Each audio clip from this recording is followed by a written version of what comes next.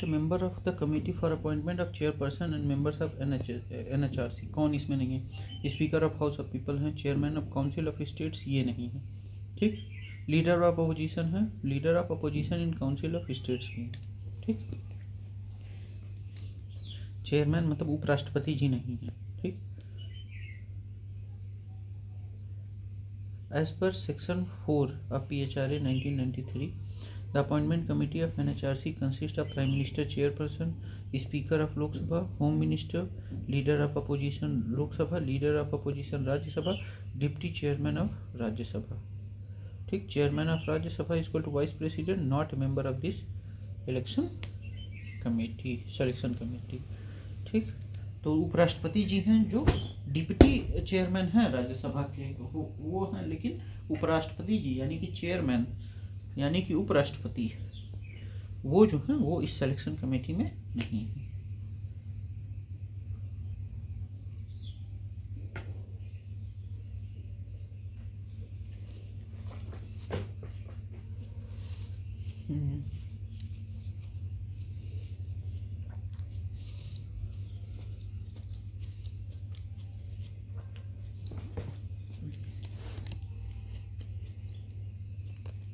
Section 2D में क्या है? Definition of human right. Section 2M में definition of public servant. Section 3 establishment of NHRC। Section 21 establishment of SHRC। Section 19 procedure for cases involving armed forces. Section 30 human rights courts in every district, ठीक। Summary table की provisions for protection of human right act 1993 क्या कहता है वो? Recent recommendation on NHRC क्या है? On custodial deaths, migrant labourer rights and digital privacy concerns. NHRC के जो चेयरमैन हैं वो हैं राम सुब्रमण्यम जी, वी राम सुब्रमण्यम जी। जस्टिस अरे ये वैकेंट नहीं है, आर सुब्रमण्यम जी हैं, आर सुब्रमण्यम जी हैं, ठीक। रिसेंट मतलब कस्टोडियल डेथ पे और माइग्रेंट लेबर राइट और डिजिटल प्राइवेसी कंसर्न पे रिकमेंडेशन दिया है NHRC ने। इंडियाज इंटरनेशनल कमिटमेंट क्या है? Party to AUDHR, ICCPR, ICESCR but not a signatory to optional protocol allowing individual complaint mechanism. Individual complaint mechanism नहीं है, इसके लिए सिग्नेटरी नहीं है India.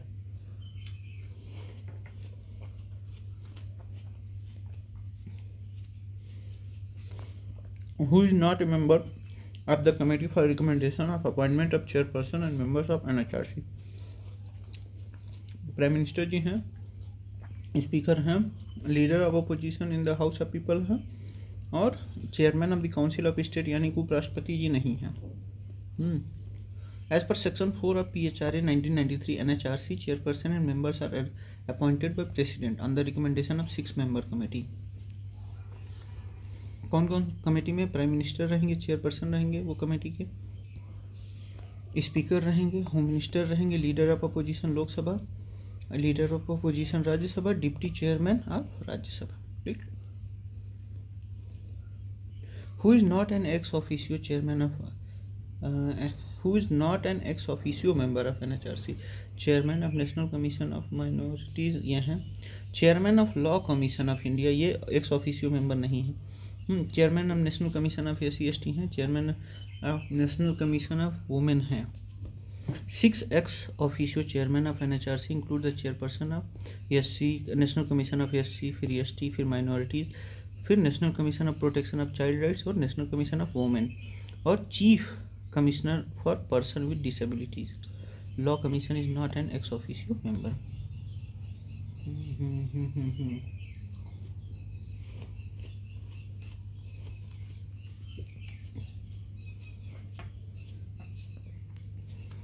Which of the following is not correct in relation to PHRA? Chairman hold office for 5 years सही है। Members must hold office for 5 years सही है। Members is not eligible for reappointment ऐसा नहीं है, reappointment के लिए हो सकता है। Members are hold for 5 years नहीं, members hold office ना। Members are eligible for post employment in government नहीं। After protection of human right amendment act 2019, chairman and members now have a term of 3 years और till 70 years of age. या तो वो 3 साल रहेंगे या तो 70 साल के होने तक। Whichever is earlier, they are not eligible for any further employment under central और स्टेट गवर्नमेंट आफ्टर टेन्योर। फिर उसके बाद क्या है, सेंट्रल और स्टेट गवर्नमेंट के किसी भी मतलब के अंडर किसी भी एम्प्लॉयमेंट में नहीं रह सकते वो।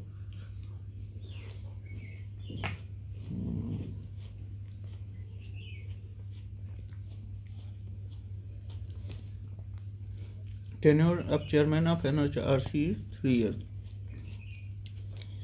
और टिल द एज ऑफ 70। 2019 के बाद 3 साल कर देगा।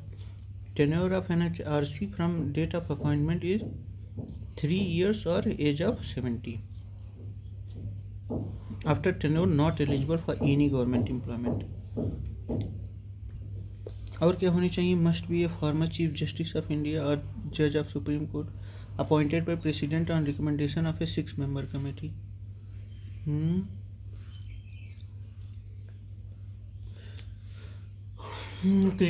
क्रिटिसिज्म कैसे होती है, एनएचआरसी की recommendation are not binding, government can ignore them, limited jurisdiction over armed forces under section 19 of protection of human right act, post retirement appointments raise questions about autonomy, delays in filling vacancies and fund crunch, no power to penalize or prosecute।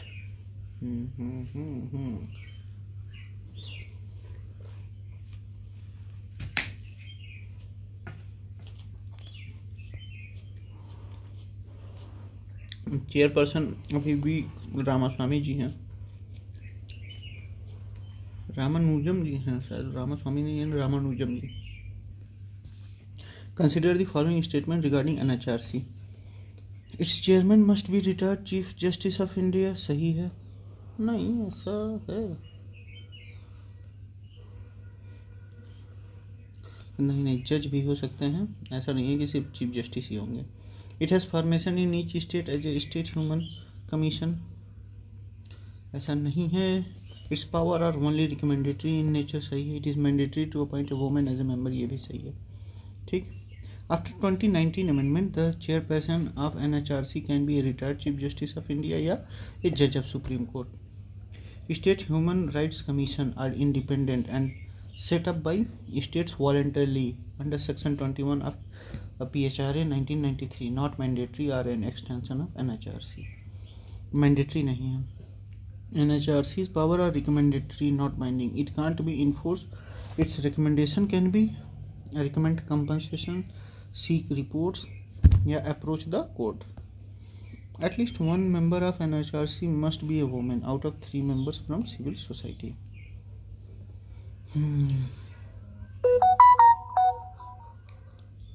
NHRC is headed by former Chief Justice of India. Chairperson hold office for 3 years or till is 30 or 70, which अभी जो है former Chief Justice ने Chief Justice भी हो सकते हैं।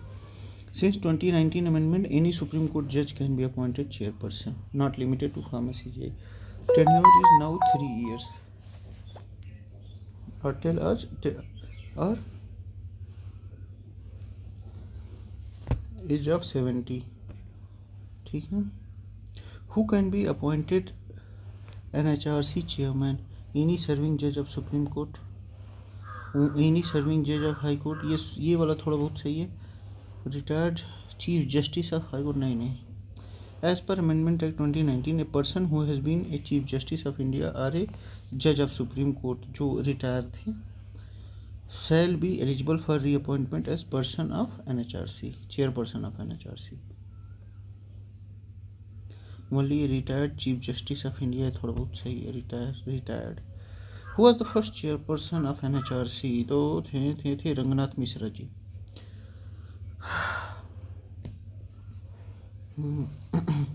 Justice पहले रंगनाथ मिश्रा जी थे 1993 to 96।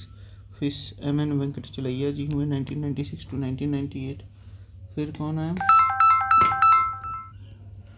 Justice Ranganath Mishra was first chairperson of NHRC serving from 12 October 1993 to 24 November 1996. NHRC was formally established on 12 October 1993 to PHR under Protection of Human Rights Act 1993. Who is correct chairperson of NHRC? अरे राम मतलब राम, अरे उनका मतलब बता रहा हूँ,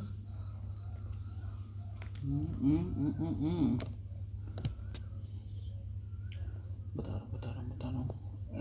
south के हैं NH, नहीं राम ऐसे कुछ नाम है। अभी देखिए टेन्योर उनका NHRC के चेयरमैन का 3 years और till 70 years। NRC, though toothless in laws, remains powerful in moral authority. Its relevance lies in breaching the constitutional promise of dignity and everyday violation that go unnoticed. Human rights are not a matter of charity; they are foundation of justice. Roosevelt ने कहा था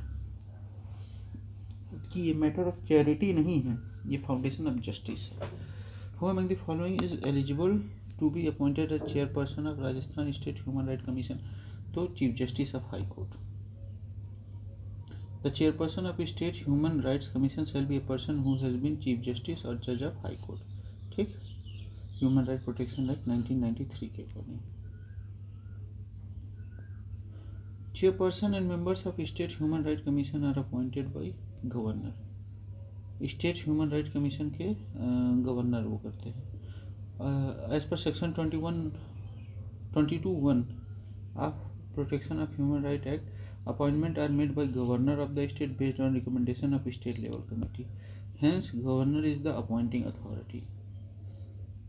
हाँ, ये जो NHRC के इस समय हैं अध्यक्ष वो वी राम सुब्रमण्यम जी हैं। राम सुब्रमण्यम जी, ठीक। और ये 30 दिसंबर को नियुक्त हुए थे। Hence the governor is appointing authority, not NHRC member. Chairperson, members of SHRC are appointed by governor, ठीक। President national human right act के लोगों को वो करते हैं, ठीक। Who preside over the committee constituted for the appointment of members of SHRC? तो उसके हेड रहेंगे चीफ मिनिस्टर, जो स्टेट के रहेंगे। The appointment committee comprises chief minister, chairperson, speaker of legislative assembly, minister in charge of home department, leader of opposition in assembly if there is a legislative council, chairperson and leader of opposition in the council. Hence CM presides over the committee. Who is not included in the committee of recommendation appointment of SHRC chairperson या member? Chief minister हैं, speaker of legislative assembly हैं, in charge of home affairs हैं। Governor जी जो हैं वो appointment करेंगे, ये committee में नहीं रहेंगे जो नाम देगा अपॉइंटमेंट का, ठीक। ये खुद अपॉइंट करेंगे। Governor is the appointing authority, not a member of the recommending committee, ठीक।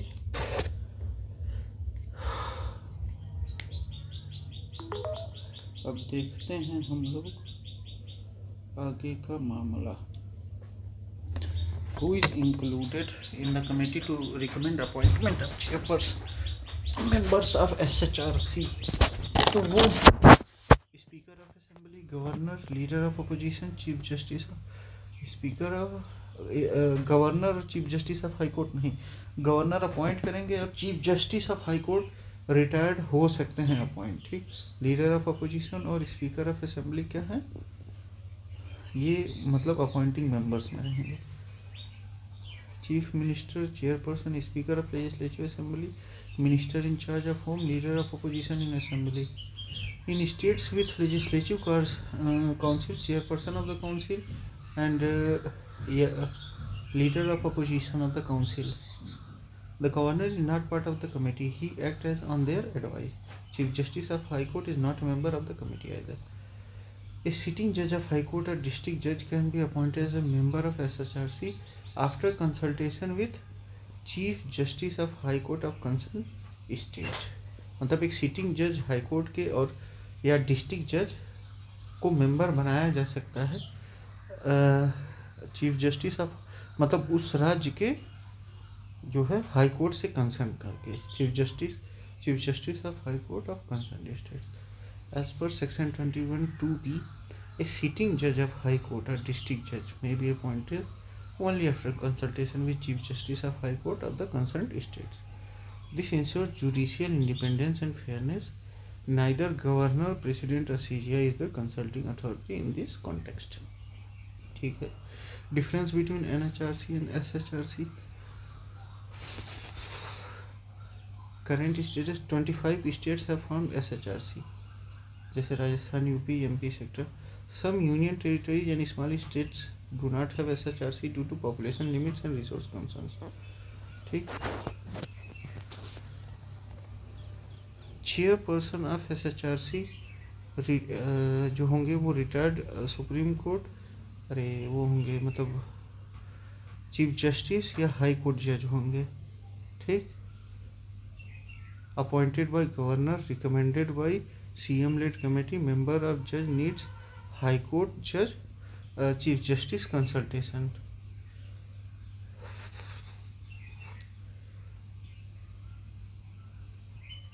In the event of vacancy in the office of chairperson of the state commission, who can authorize one of the members to act as chairperson?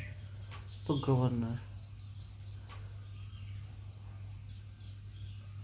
Governor ही वो कर सकता है। As per section 27(1) of the Protection of Human Rights Act 1993, if the chairperson of the state human commission is absent or the position is vacant, the governor of state authorizes one of the members to act as chairperson. Chief justice of high court consultation in judicial appointments, ये नहीं। Analyse the statement with reference to the national human right commission. NHRC encourages organization working in human rights, बिल्कुल सही है। NHRC conduct research in human rights, सही है। NHRC is empowered to encourage efforts of NGOs and civil society groups working for human rights. NHRC is also mandated to undertake and promote research in human rights. Which of the following is not a function of State Human Rights Commission? Inquire suo motu into human rights violation, बिल्कुल नहीं ये कर सकता है। Visit gels, बिल्कुल जा सकते हैं। रिव्यू ह्यूमन राइट प्रोटेक्शन, बिल्कुल। Punish for violation of human right, नहीं, पनिशमेंट नहीं। ये थोड़ा बहुत पेनल्टी लगा सकते हैं, पनिशमेंट नहीं। Function of SHRC include inquiry into complaints including suo motu, खुद ही मतलब वो कर सकते हैं। ठीक। Jail inspection to assess human rights condition, recommending steps to government for better protection. But SHRCs have only recommendatory power, they do not punish. To whom does the SHRC submit its annual report? State government को। As per section 28(1) of PHRA, SHRC submits annual report to the state government. It is then tabled before the state legislature. State government को देते हैं, governor को नहीं। SHRC submit annual report to state government. It is then tabled before the state legislature. Every member officer appointed by NHRC or SHRC is deemed to be public servant.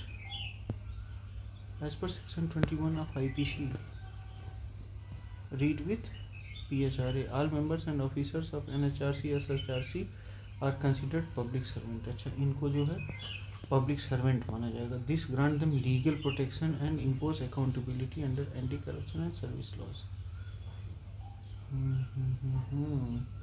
इस वजह से इनको legal protection मिलता है और accountability under anti corruption and service laws, यानी कि anti corruption laws में भी ये आ सकते हैं।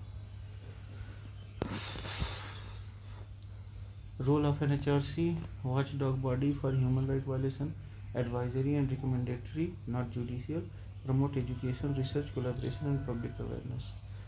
NHRC took suo motu cognizance of COVID-19 related migrant worker issues. Key limitations, recommendation not binding on the government, no punitive powers. Appointment of special public prosecutor in human rights case. An advocate may be appointed as special public prosecutor if they practiced for not less than 7 years. अगर 7 साल तक कोई वो है तो उसको special public prosecutor रखा जा सकता है। Under section 31 protection of human right act 1993, the state government for each human right court shall appoint special public prosecutor who has been in practice as an advocate for not less than 7 years। अगर 7 साल से ऊपर तक वो practice किए हैं तो उनको क्या रखा जा सकता है, पब्लिक प्रोसिक्यूटर रखा जा सकता है स्टेट ह्यूमन राइट कमीशन में।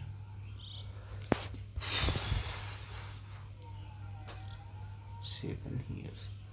NHRC's judicial status in IPC related offences in relation to section 175 to 180 to 228 of IPC, NHRC is deemed as civil court।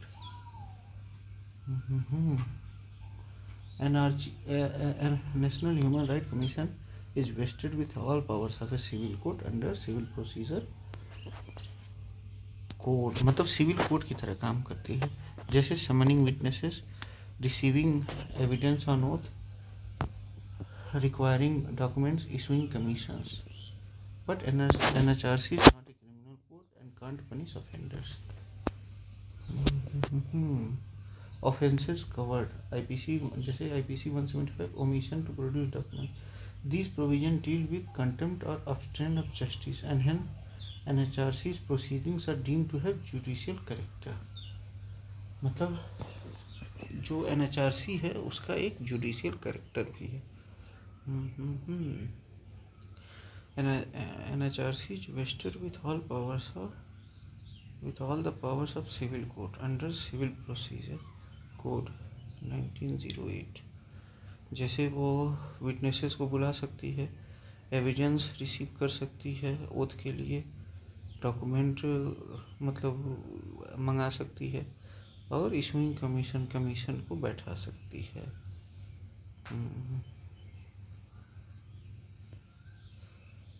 और ये सिविल कोर्ट की ही तरह काम करेगा, क्रिमिनल कोर्ट की तरह नहीं। Role of NHRC in complaints against armed forces। What can the NHRC do in case of human rights complaint against armed forces? Seek a report from central government। वो एक report मांग सकती है central government से। As per section 19 of Protection of Human Rights Act, when armed forces are involved, NHRC can't directly investigate but can seek a report from central government। वो central government से report मांग सकती है, make recommendation therefore, उसके बाद वो recommend कर सकती है। NHRC can't directly inquire, can't order police officer to inquire। ठीक है। Which of the following is not a constitutional body? Human Rights Commission, ये क्या है, स्टैट्यूटरी बॉडी है, 1993 में हुआ था। Which one has a status different from others? National Human Rights Commission, ये क्या है, स्टैट्यूटरी बॉडी है। Backward commission article 340 constitutional body. Finance commission 280 constitutional body. NHRC stationery body under statutory body under PHRA 1993। Election commission 324। Human right commission statutory body PHRA 1993। Finance commission article 280 finance centre finance commission state 243(1) constitutional Lok Sabha secretariat constitutional support article 98। Incorrectly matched body and establishment year. National development council 1952 में हुआ था, setup in 1952, 6 August 1952 as part of India's planning structure. It has since been dissolved and function absorbed under NITI Aayog from 2015। Inter state council article 263 actual establishment year 1990 formed by presidential order. National development council 1952 central vigilance commission 1964 recommendation of Satnam committee. NHRC 1993 protection of human right act.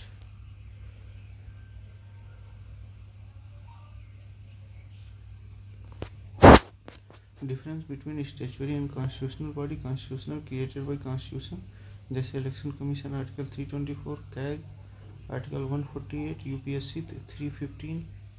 Statutory body created by act of parliament. Act of parliament जैसे NHRC 1993, CVC 1964, NGT 2010, executive created by executive order जैसे नीति आयोग 1 जनवरी 2015, rule of NHRC in armed forces violation, ये directly जांच नहीं कर सकते हैं, बस केंद्र से क्या कर सकते हैं, रिपोर्ट मांग सकते हैं। Reflect the balance between security concern and fundamental rights, shows limited jurisdiction which is who is the chairman of first law commission in independent India। अच्छा, पहले लॉ कमीशन के जो चेयरमैन थे वो थे MC Setalvad. First law commission of independent India was constituted in 1955। MC Setalvad, the first attorney general of India, was appointed as chairman। Justice J.L. Kapoor, member of Supreme Court। Law commissions are non-constitutional, non-statutory body constituted by executive order। They recommend legal reform, codification of laws, suggest simplification of legal procedures।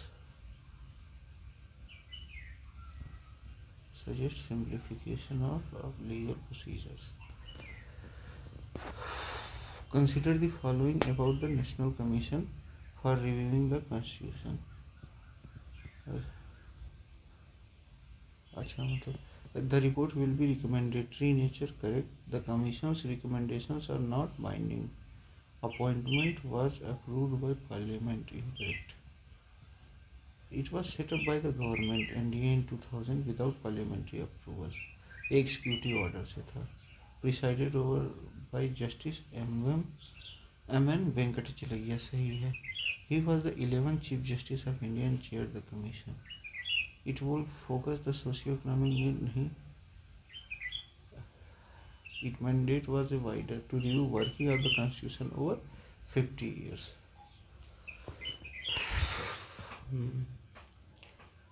2000 में बनाया गया था। M.N. Venkatachaliah उसके अध्यक्ष थे। National review करने के लिए कॉन्स्टिट्यूशन का 2011 में बनाया गया था।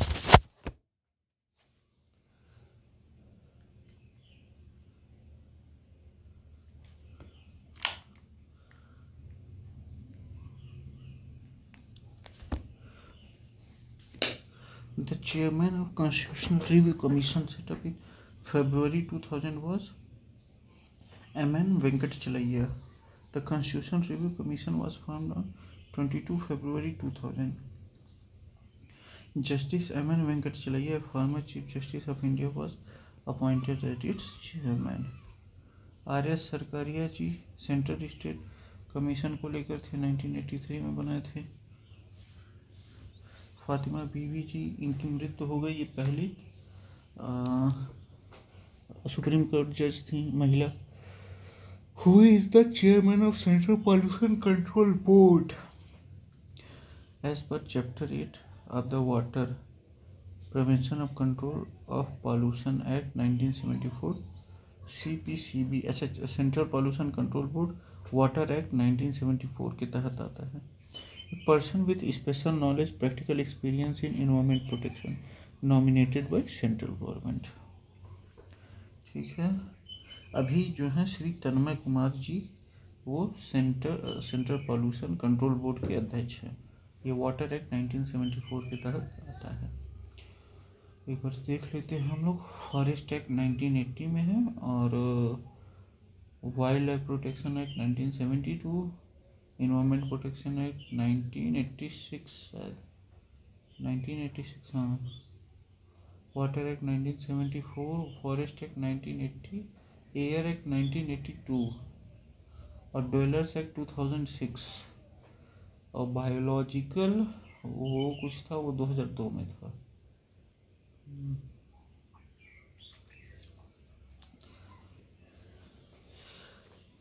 अभी जो है श्री तन्मय कुमार जी, वो पॉल्यूशन बोर्ड के अध्यक्ष हैं।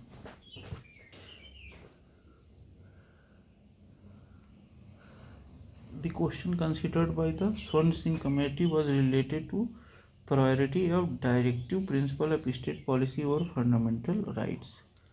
In 1976, Congress government formed the स्वर्ण सिंह कमेटी चेयर्ड बाय सरदार स्वर्ण Singh to review constitution.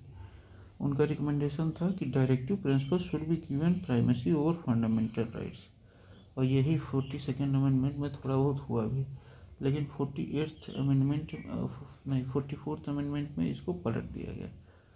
Let the 42nd constitutional amendment 1976 known as mini constitution added fundamental duties article 51A, added new DPSP जैसे article 39A 43A 48A, modified the preamble, added socialist secular and integrity। ठीक है। Presidential governance only tangentiality mentioned। Important law commission देखा जाए, first commission 1955 में MC स्टेवॉल्ड सेटलवार्ड, अरे यार 1955 में बना था MC सेटलवार्ड द्वारा। 21 जस्टिस BS चौहान जी द्वारा 2015-2018 तक लीड किया। 22 जस्टिस ऋतुराज अवस्थी जी 2023 से अभी तक हैं। Constitutional review commission Sarkaria commission centre state relation को लेकर था। पंछी कमीशन 2007 सक्सेसर ऑफ सरकारिया पंछी commission. Venkatachaliah commission 2000 overall review of constitution. फरवरी 2000 में वेंकट चलैया कमीशन बना। Central vigilance commission was set up on the recommendation of Satnam Committee 1962। Satnam Committee on Prevention of Corruption 1962 to 64 was formed to tackle corruption in public services. Based on its recommendation, the Central Vigilance Commission CVC was established in February 1964 through an executive resolution। यानी कि ये non constitutional body है, non constitutional और non statutory body है। Gorwala committee 1951 focused on public administration reform, did not link to CBC। Kripalani committee explain civil service, examine civil services. Kripalani committee ने not corruption. Administrative reform committee came later in 1966।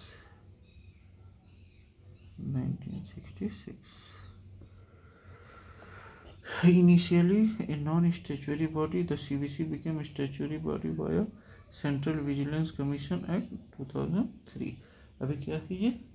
Statutory body है। It is not a constitutional body, no mention in the constitution। Establishment of the CVC is based on the committee headed by K. Satnam। K Satnam committee ने CBC का recommendation किया था ताकि भ्रष्टाचार से बचा जा सके। K Satnam chair the committee on prevention of corruption whose 1964 recommendation led to the creation of the CBC।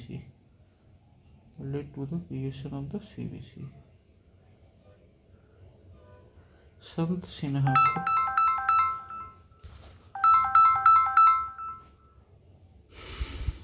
Establishment of CVC is based on the committee of K. Satnam 1964 में।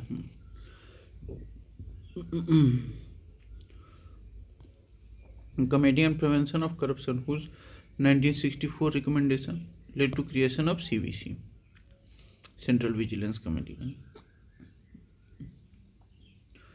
Justice Rangnath Mishra, National Commission on Religious Linguistic Minorities। Which article of the Constitution describes the Central Vigilance Commission Satnam Committee? CVC is not mentioned in the Constitution, hence no article applies to it. It is a statutory body related to Act of Parliament Act। पहले ये मतलब वो body नहीं थी, non statutory body थी, extra constitutional body समझ लीजिए। लेकिन फिर 2003 में एक्ट के द्वारा इसे स्टैट्यूटरी बॉडी की संज्ञा दी गई।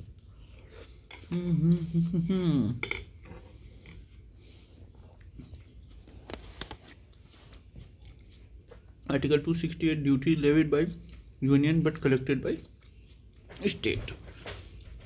यूनियन द्वारा लगाया जाता है, स्टेट कलेक्ट करता है। 280 finance commission. 276 taxes on profession, trade and employment.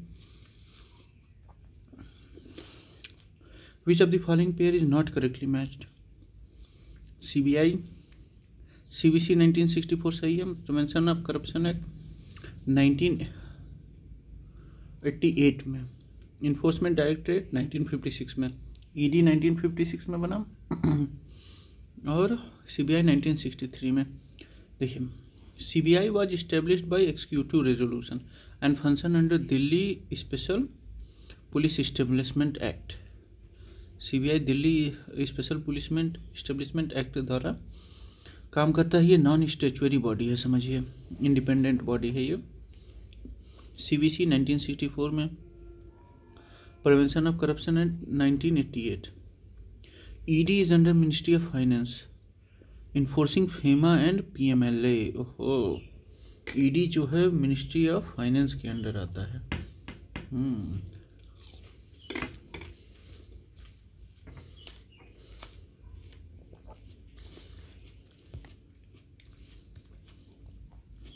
Mandal commission whose proposal created massive dispute was set up by Morarji Desai.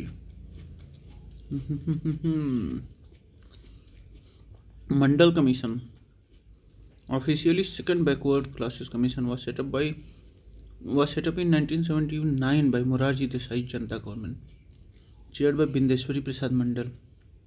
Mandate identified social and educationally backward classes.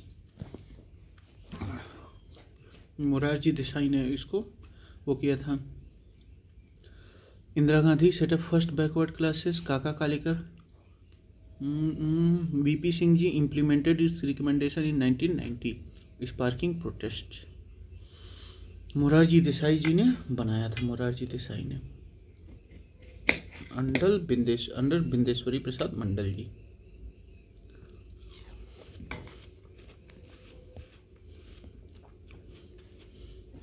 The report of Mandal commission was submitted in 1989। 1979 में बना था, मोरारजी देसाई ने बनाया था। 1980 में submit हुआ। Mandal commission submitted its report in 1980 recommending 27% reservation in government job for OBC।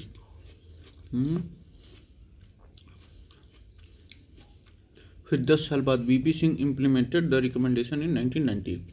The report led the widespread social and political debates.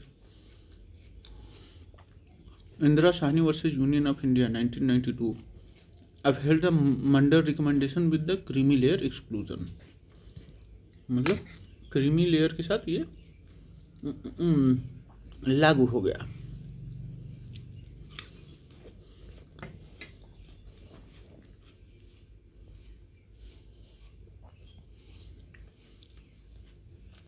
Central vigilance commission 1964 में establish हुआ। स्टैच्यूटरी बॉडी बना 2003 में सतनाम कमेटी के रिकमेंडेशन से। CBI 1963 में non statutory body है, Delhi special police act के तहत आता है। ED 1956 नेचर स्टैच्यूटरी बॉडी है, बेसिस फेमा और PMLA है। मंडल कमीशन 1979 में इस्टेब्लिश हुआ, एडवाइजरी नेचर था, जनता गवर्नमेंट ने बना था, Morarji Desai. Prevention of corruption act 1988 statutory body है, पार्लियामेंट्री एक्ट है।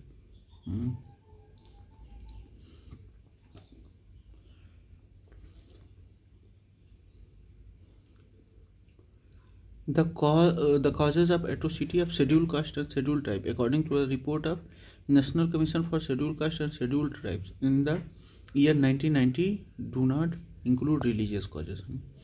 According to 1990 report of the National Commission for SC/ST, the primary cause of atrocities include land alienation, bonded labor, indebtedness, non-payment of minimum wages. यही सब चीज़ें थी। Religious causes were not identified as a major reason of atrocities against SC/ST. हाँ,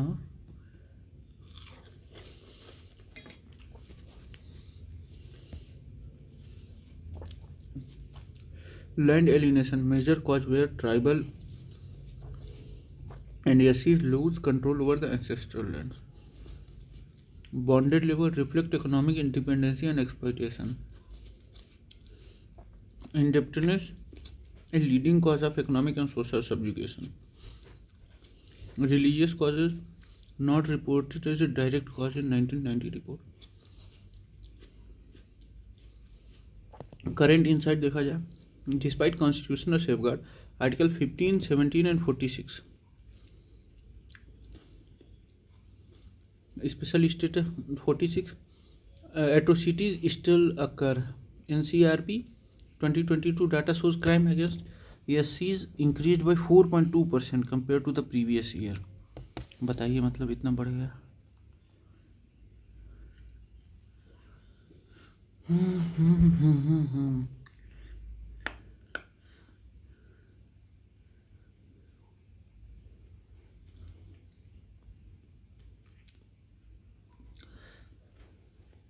article 15 क्या है? State shall not discriminate against any citizen on grounds only of religion, race, caste, sex, place of birth और any of them. ठीक, इन सब के से ये स्टेट किसी से मतलब वो नहीं कर सकता. आर्टिकल 46 क्या करता है? Direct the state to promote the educational economic interest of the weaker section of society, particularly SC and ST. 17 untouchability को रिमूव करने की बात करता है. ठीक है,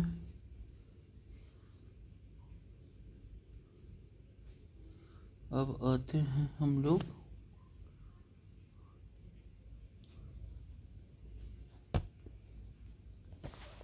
in which article of the constitution is there the provision of public service commissions for the union and state. Article 315 part 14 article 315.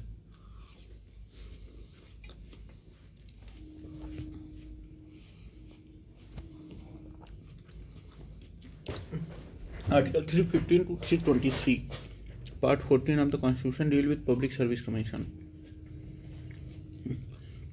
Article 315 provide for union public service commission and state public service commission. Also provides for joint public service commission for 2 or more states.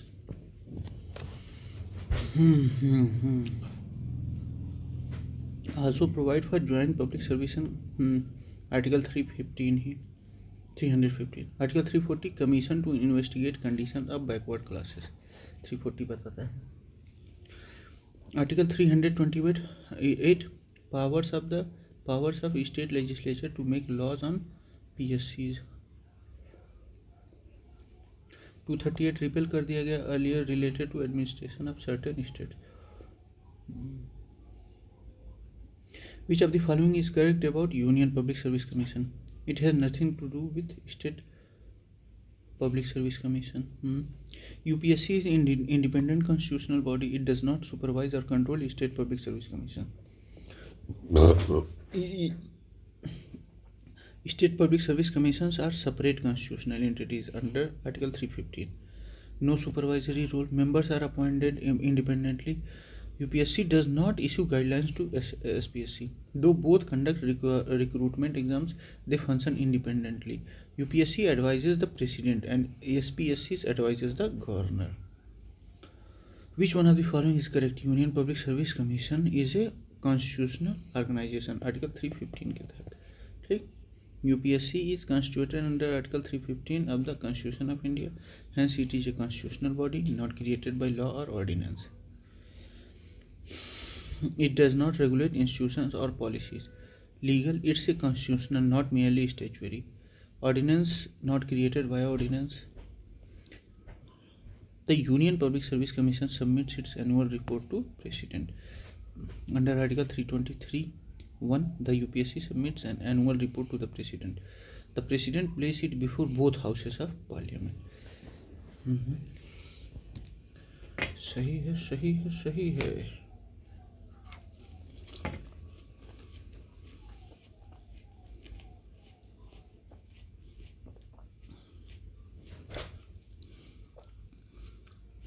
A joint state public service commission may be established for 2 or more states. सही है. As per Article 315(2), a joint state public service commission can be created if 2 or more states agree. Parliament then enacts a law to establish the same. States must mutually agree first, सही है। फिर parliament law is needed to establish it, सही है। Joint public service commission are rare but constitutional, जैसे Assam and Meghalaya previously shared a joint public service commission, जैसे असम और मेघालय पहले joint public service commission share कर चुके हैं।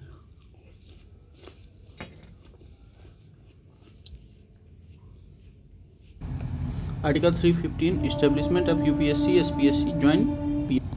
Article 316 appointment and term of members. Article 318 power to make regulations about conditions of service. Article 323 annual report submission to president and governor. A joint public service commission for 2 or more states can be established by parliament if requested by concerned states. अगर दो states जो हैं अगर ये parliament से बोले कि हाँ बना दीजिए, तो पार्लियामेंट क्या करेगा, लॉ ला के बना देगा। ठीक।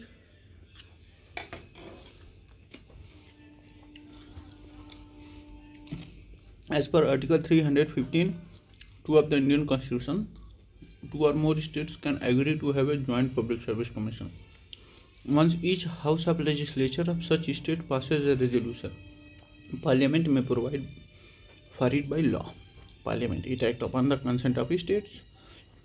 Lok Sabha part of Parliament, but law requires both houses.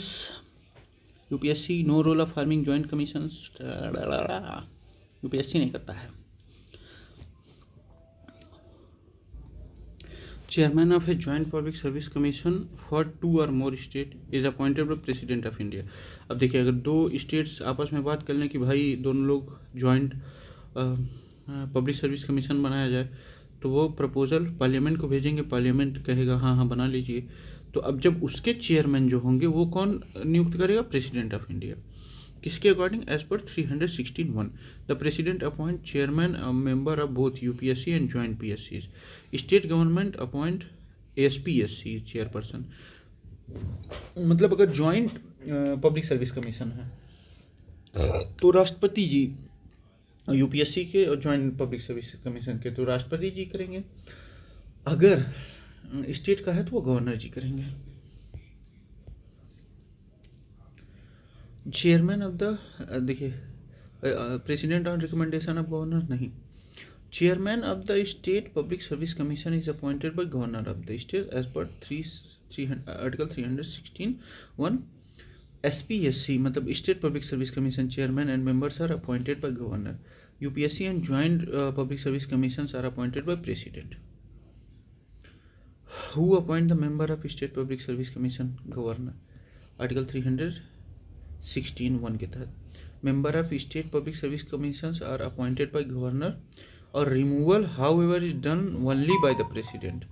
और रिमूव सिर्फ प्रेसिडेंट कर सकते हैं और कोई नहीं कर सकता स्टेट पब्लिक सर्विस कमीशन के अध्यक्ष के कोई या यूपीएससी के।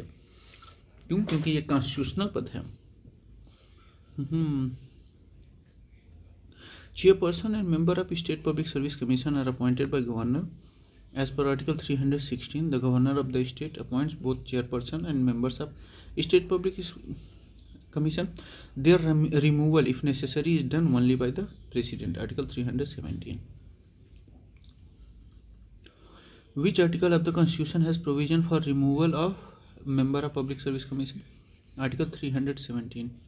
316 में बताया गया है कि हाँ अपॉइंट कर दो। 317 में बताया गया हाँ हटा दो।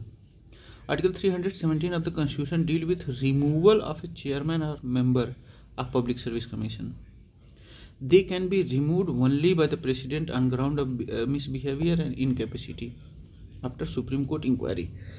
या तो misbehavior या Supreme Court inquiry बैठा देती है incapacity की, तब हटाया जा सकता है।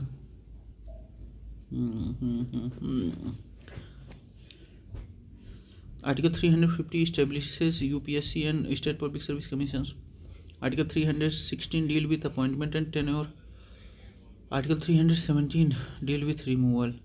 318 deal with condition of services and power to make regulations. Article 315 UPSC, State Public Service Commission, Joint Public Service Commissions establishment. Article 316 appointment and tenure. Article 317 removal by President. Post मतलब supreme court की inquiry के बाद article 318 conditions of service regulation and powers, 323 reports to president UPSC, और governor reports to मतलब SPSC जो है governor को report करती है, स्टेट पब्लिक सर्विस कमीशन, और ह्यूमन राइट कमीशन जो है वो चीफ मिनिस्टर को रिपोर्ट करती है।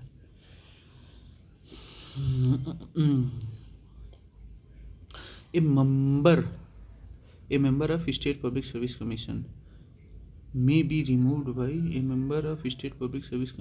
removed by the president after inquiry conducted by Supreme Court।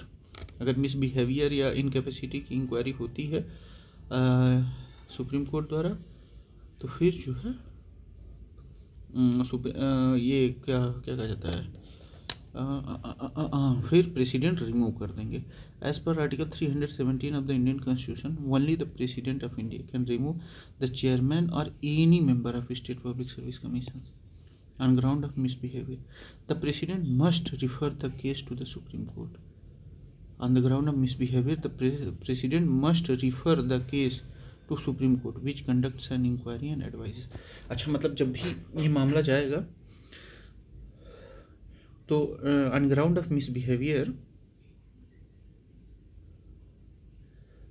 Only the president of India can remove the chairman और any member of state public service commission. अच्छा, मतलब किसी भी मेंबर को या चेयरमैन को प्रेसिडेंट ही हटाएंगे।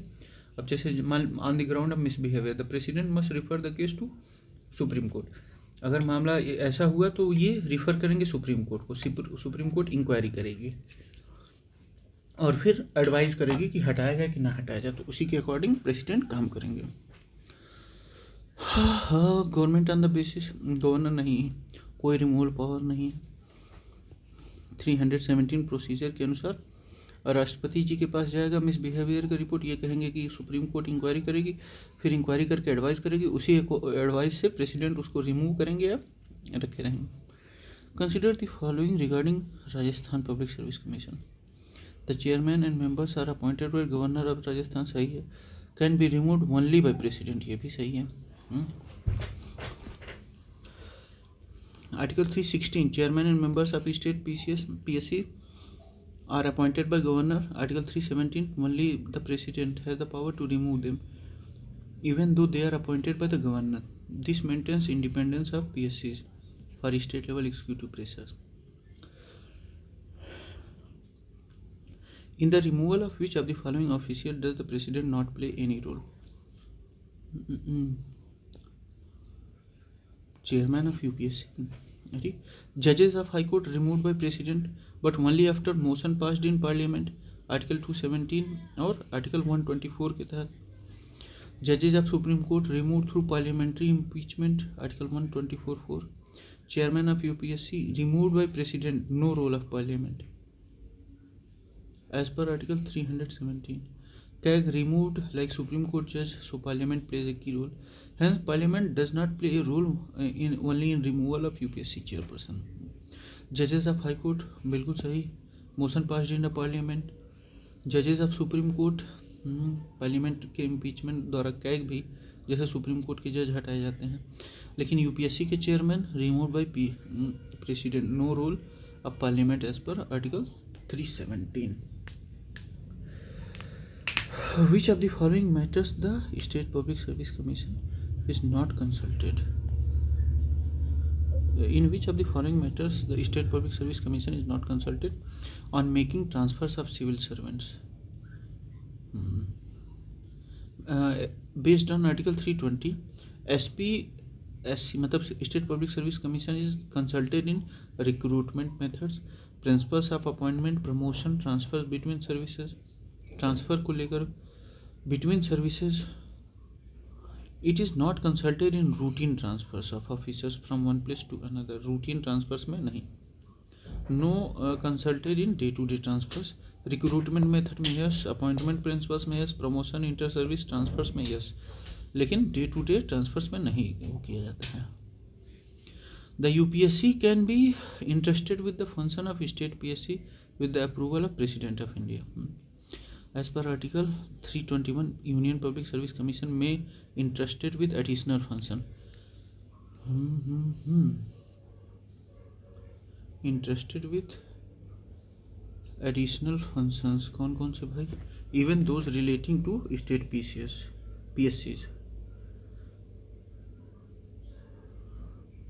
But this can be done only with the approval of president. मतलब यूनियन पब्लिक सर्विस कमीशन को एडिशनल फंक्शन सौंपा जा सकता है चाहे वो स्टेट PCS के ही से ही रिलेटेड हो, मतलब स्टेट पब्लिक सर्विस कमीशन से ही रिलेटेड क्यों ना हो, बट लेकिन ये सिर्फ होगा अप्रूवल ऑफ प्रेसिडेंट से। This provision ensures flexibility and efficiency in recruitment. ठीक है। UPSC में agree to serve the needs of state, हाँ, on request of governor with approval of president. UPSC मतलब स्टेट के PSCs को भी वो कर सकती है, लेकिन कब ऑन रिक्वेस्ट ऑफ गवर्नर,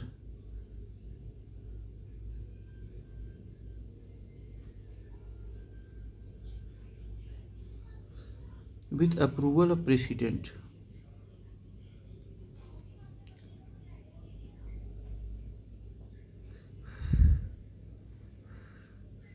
नहीं लिखे अभी तो with approval of the president as per article 315(4) of the constitution.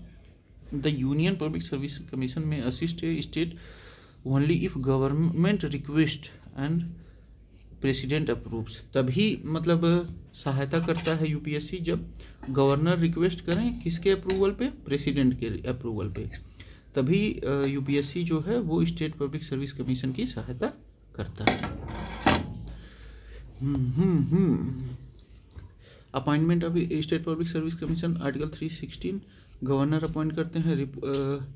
Removal of state public service commission या member, article 317 only president with, मतलब कोई गया मिसबिहेवियर का तो सुप्रीम कोर्ट के पास भेजेंगे इंक्वायरी करने के लिए, सुप्रीम कोर्ट बताएगा तो उसी हिसाब से ये मतलब करेंगे कार्रवाई।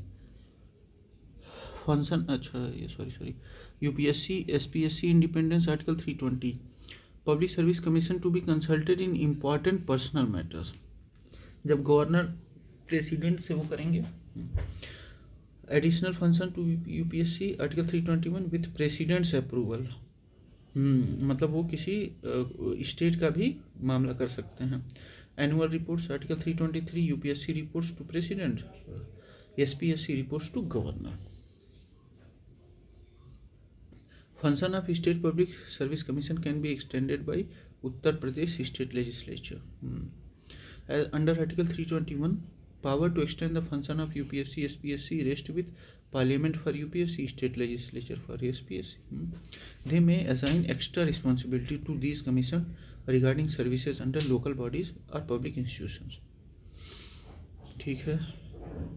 Article related to expenses of Public Service Commission, Article 322 provide that expenses of UPSC are charged to Consolidated Fund of India or expenses of State Public Service Commission Consolidated Fund of State, और these are not voted to in Parliament or Legislature, मतलब ये approved है। ठीक। 320 functions of Public Service Commissions, 321 extensions of functions, मतलब state legislature और ये लोग। 323 report of public service commissions. ठीक है। Expenses of UPSC SPSC are charge upon consolidated fund of state, article 322 के तहत, are from CFI, while state consolidated fund of India से आता है और स्टेट का कंसोलिडेटेड फंड ऑफ स्टेट से आता है। These are charge expenditure meaning not subject to vote of legislature. Rajasthan PSC submits annual report to governor of Rajasthan, article 323(2) के according the governor then lays the report before state legislature. First public service commission in India was established by government of India act 1919। Government of India act 1919 provided the basic the first public service commission was established on 1 October 1926 under this act। मतलब 1926 में पहला public service commission बना under 19 article 9 government of India 1919 से। Later the federal public service commission and state public service commission are constitutionalised under government of India 1935। आगे चल के constitutionalised हुए वो 1935 में। Council Indian council act 1892 introduced budget discussions. 1909 Morley Minto reform separate वाला मामला हुआ। 1935 act created federal public service commission, but 1919 act establish the first public service commissions.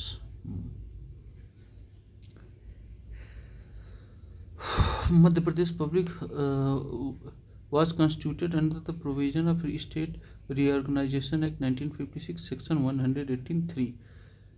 State authorizes the creation of State Public Service Commission for newly formed state like Madhya Pradesh. MP PSC was constituted as per these provisions. Article 100, Section 118(3).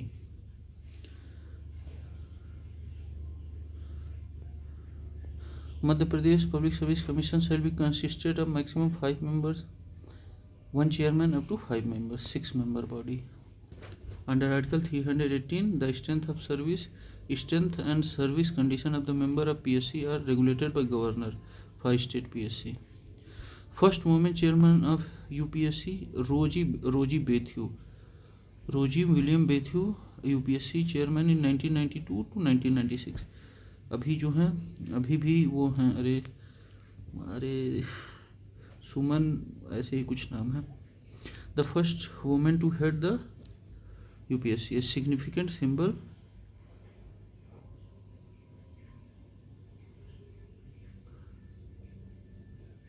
अभी प्रीति सूदन जी हैं। हाँ, प्रीति सूदन जी हैं। और रोजी million बेथ्यू जो है ये पहली यूपीएससी की चेयरमैन थी।